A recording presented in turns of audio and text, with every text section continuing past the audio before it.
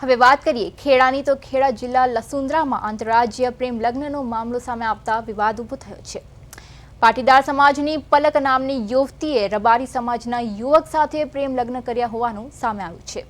માહિતી મુજબ યુવતી ગત 7 તારીખે ઘરેથી કોલેજ જવા નીકળી હતી, પરંતુ સમયસર ઘરે પરત ન આવતા પરિવારજનોએ શોધખોળ શરૂ કરી અને કઠલાલ પોલીસ સ્ટેશનમાં જાણવા જોગ ફરિયાદ નોંધાવી હતી।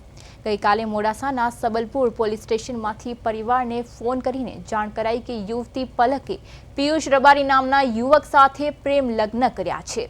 યુવતીની માતાએ દીકરીને સહી સલામત પરત સોંપવાની માંગ કરી છે અને રબારી સમાજને પણ આ મામલે વિનંતી કરી છે। સમગ્ર મામલે પાટીદાર સમાજના દિનેશ બામભણિયાએ જણાવ્યું કે પાટીદાર અનામત આંદોલન સમિતિ અને એસપીજી ગ્રુપ પર પરિવાર પડખે ઊભા છે। આગેવાનો આવતીકાલે લસુંદ્રા ગામે જઈ પરિવાર સાથે મુલાકાત કરશે અને દીકરીને પરત લાવવાના તમામ પ્રયાસો હાથ ધરશે।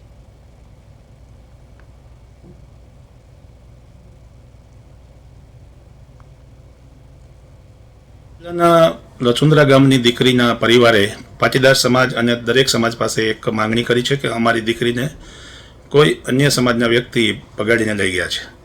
આ કેસ ઉપર એસપીજી ગ્રુપના શ્રી ગૌરાંગભાઈ પટેલ, પૂર્વિનભાઈ પટેલની ટીમ ઓલરેડી 2 દિવસથી કામ કરી રહી છે અને ખાસ કરીને આવતીકાલે સવારે 11 વાગે અમે લોકો સમગ્ર પાસ ટીમ અને એસપીજીના આગેવાનો સાથે અમે પરિવારને મળીશું અને દીકરીને પરત લાવવા માટેના તમામ પ્રયાસો કરવામાં આવશે।